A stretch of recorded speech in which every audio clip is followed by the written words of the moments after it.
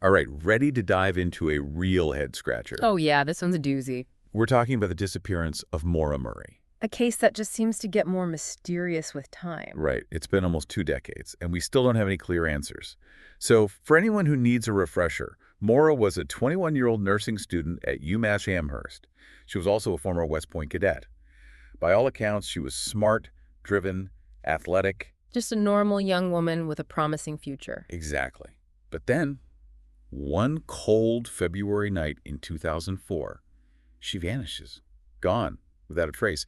And the circumstances surrounding her disappearance are just baffling. And those early days of the investigation, those are always crucial, right? They can make or break a case. So let's go back to February 9th, 2004. Okay, set the scene for us. What do we know about Maura's actions leading up to her disappearance? Well, it starts with an email. Maura sends an email to her professors claiming there's been a death in the family. Turns out that was a lie. Then she withdraws $280 from her bank account, buys some alcohol, packs her car, and heads north into New Hampshire. It sounds almost like she was planning to disappear, wouldn't you say? That's one of the big questions, right? Was this a planned disappearance? Was she running towards something or away from something? We know that people run away for different reasons, sometimes to escape a threat, sometimes because they feel trapped or overwhelmed. But usually, runaways tend to stay somewhat close to home, relying on familiar places and people. But that doesn't really fit with what we know about Maura, does it? Not necessarily. Her family insists this behavior was totally out of character for her, and then there's the whole abandoned car situation. Right, the car. That's a whole other layer of weirdness to this story. So picture this. It's 7:27 p.m. on this cold February night, and a bus driver spots Maura's black Saturn. It's crashed into a snowbank on Route 112. Route 112, that's a pretty desolate stretch of road, isn't it? It can be, especially in the winter. Anyway, the bus driver stops and offers to help, but Maura tells him she's fine. She's already called AAA. So he leaves her there, assuming help is on the way. Exactly. But here's where it gets really strange. Just 19 minutes later, at 7:46 p.m., police arrive on the scene, and the car's empty. Empty. She's gone. Gone. And the car's locked. Inside, they find some red wine stains, a damaged wine box, but her debit cards, her credit cards, her cell phone, all missing. Oh, and there was one more detail that's always bothered me. There were no footprints in the snow around the car. Meaning she didn't just wander off on foot. So the question is, what happened in that 19-minute window? Where could she have gone? Right. It's like she vanished into thin air. And to make things even more complicated, the last ping from her cell phone was hours earlier, at 4:37 p.m. So we have this big chunk of time, several hours, where we have absolutely no idea where she was or what she was doing. And that's what makes this case so frustrating. We have this eerie gap in the timeline, hours unaccounted for, a car crash, and then nothing. Of course, there were massive searches conducted, helicopters, dogs, teams on foot, but they found nothing. No trace of Maura. It's almost like she just stepped into another dimension. It really is. And that lack of evidence, especially from those crucial early hours, is what makes this case so difficult to solve. Which, of course, leads to a lot of questions about the initial investigation. Did they miss something? Were there any mistakes made that could have hampered the search? It's hard not to wonder if those early hours hold the key to figuring out what happened to Maura. And, of course, in the absence of concrete answers, all sorts of theories have popped up over the years. Oh, yeah. This case has spawned more theories than you can shake a stick at. And they all have their supporters and their critics, like the theory that she ran away on purpose. I mean, she did leave that fake email and withdraw that money, right? Right. Those actions do seem kind of planned. But her family is adamant that running away just doesn't fit with who Maura was. They say it's completely out of character. And then there's the theory that maybe she wandered off into the wilderness and got lost, maybe succumbed to the elements. It was February in New Hampshire, after all. It's pretty brutal up there. Yeah, exposure is definitely a possibility in those conditions. But you'd think they would have found something during all those searches, right? Even if it was just some clothing or personal belongings, some trace of her. Exactly. And that brings us to the theory that maybe something more sinister happened. Maybe she was abducted. I mean, the lack of evidence that the scene, the abandoned car, it does kind of point in that direction. It does, but again, we have no hard evidence to support that theory. It's all just speculation. So we're stuck with these theories, each with its own set of pros and cons. But none of them really give us a complete picture. It's maddening, isn't it? It is, and it's that lack of resolution, that gray area where the known facts blend with the unknown, that keeps people so fascinated by this case. And it's also what makes it so darn frustrating. Especially when you consider some of the controversial leads that have emerged over the years, like that contractor who claimed he saw a woman matching Maura's description running on Route 112 around the time she disappeared. What do you make of that? It's definitely a detail that makes you go, what if? You have this potential eyewitness, someone who might have seen Maura on foot, possibly running from her car, and yet it seems like this lead wasn't really investigated as thoroughly as it could have been. It makes you wonder if there were other things that were missed, other leads that weren't followed up on properly. Yeah, it's unsettling to think that some crucial piece of information might have slipped through the cracks, especially in those early days. And then there's that other lead that always gets people talking, the one about the A-frame house, not far from where Maura's car was found. Ah, yes, the A-frame house. Now, this is where things get even more complicated. There was this witness who came forward claiming that her brother might have been involved somehow and that there might be evidence inside the house. But, there were already some doubts about this witness's credibility from the get-go. What do you mean? Like she wasn't really a reliable source? Well, she had a history of making claims that turned out to be false. Plus, her relationship with her brother was pretty strained, so there were questions about her motives. But even with those doubts, they did search the house, right? They did. When? Yeah, they searched it twice, actually. The first time was back in 2004, shortly after Maura disappeared, but they didn't find anything significant. And the second search? That happened a couple of years later, in 2006. And this time, there were reports that they found blood. Wait, hold on.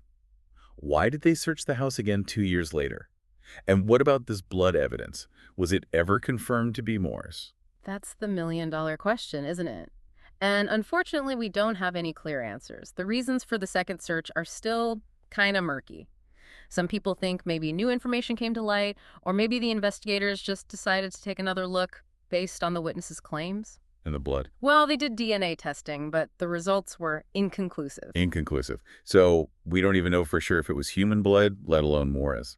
Exactly. And that ambiguity just adds fuel to the fire, It feeds all the speculation and conspiracy theories.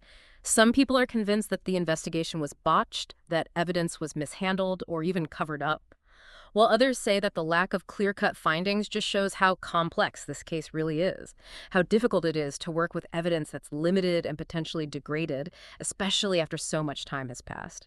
Okay, so we're left with a lot of unanswered questions about the A-frame house, about the blood, about why they even searched it a second time. It's frustrating, to say the least.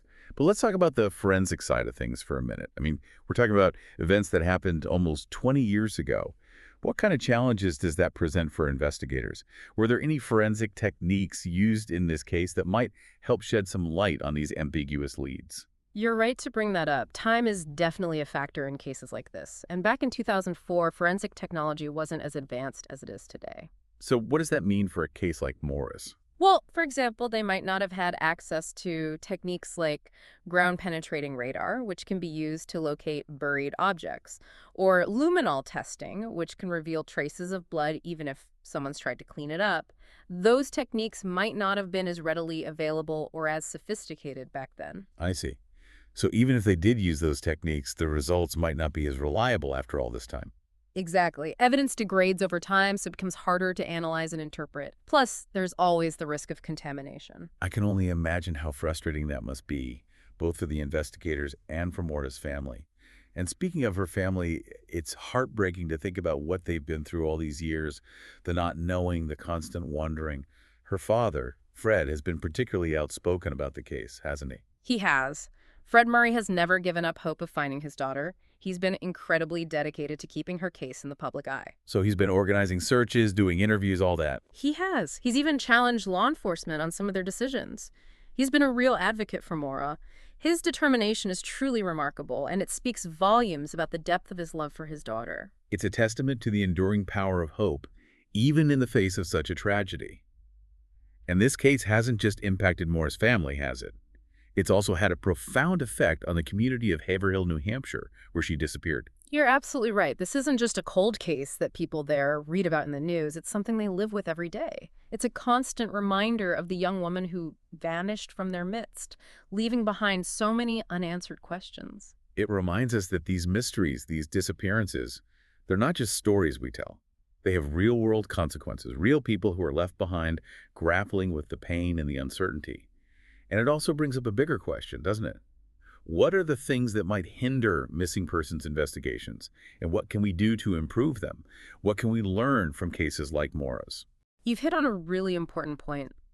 The Maura Murray case, with all its twists and turns and its lingering uncertainties, really highlights the need for a broader conversation about how we handle missing persons cases. So are you saying that there's a possibility that some systemic issues might have contributed to this case remaining unsolved? That maybe if there were more resources or a more coordinated approach, Maury's disappearance could have been solved? It's definitely a possibility that's worth considering, and it's a question that haunts a lot of people who follow this case closely. It's not just about resources and coordination, though. Public awareness plays a huge role, too. Okay, I'm interested to hear more about that. What do you mean by public awareness? Well, sometimes the key to cracking a case lies in the hands of the community. Someone out there might have seen something, heard something, or even just remembered a small detail that could be the missing piece of the puzzle. But they just haven't come forward. Right. Maybe they didn't think it was important at the time, or maybe they just didn't connect the dots. But that seemingly insignificant detail could be crucial to understanding what happened to Maura. So what you're saying is, even if you're not sure if something you saw or heard is relevant, it's still worth reporting it. Exactly. You just never know what tiny detail could be the one that helps solve the case. And it's not just about witnesses coming forward either. It's also about keeping Maura's story alive, making sure people don't forget about her. So the more people who know about her disappearance, the better the chances that someone with information will come forward. Exactly. Someone might see her picture, hear her story, and suddenly remember something they saw or heard back in 2004. So if you're listening to this right now and you remember anything at all that might be related to Maura's disappearance, even if you think it's not important, please reach out to the authorities. Any detail, no matter how small, could be helpful. Right. You can contact the New Hampshire State Police or visit the Unsolved Mysteries website. Let the investigators decide what's relevant. You never know. Your tip could be the one that brings Maura's family the answers they've been waiting for. This case, with all its unanswered questions and loose ends, it really drives home the point that sometimes, even with the best efforts, we don't get the closure we're looking for. But I keep thinking about that last cell phone ping, the one at 4:37 p.m. What was Maura doing in those hours before the crash? If we could just figure that out, maybe it would unlock the whole mystery. It's like we're missing a crucial piece of the puzzle. Yeah, exactly. And that's why it's so important to keep talking about this case, to keep the conversation going.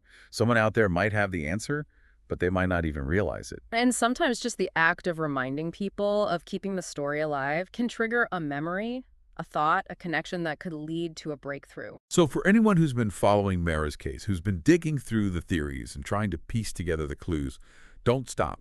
Keep searching, keep asking questions, keep those brain cells firing. You never know. The answer could be right around the corner. And tomorrow, wherever you are, please know that you haven't been forgotten. People are still looking for you, still hoping for answers, still waiting for the day you come home.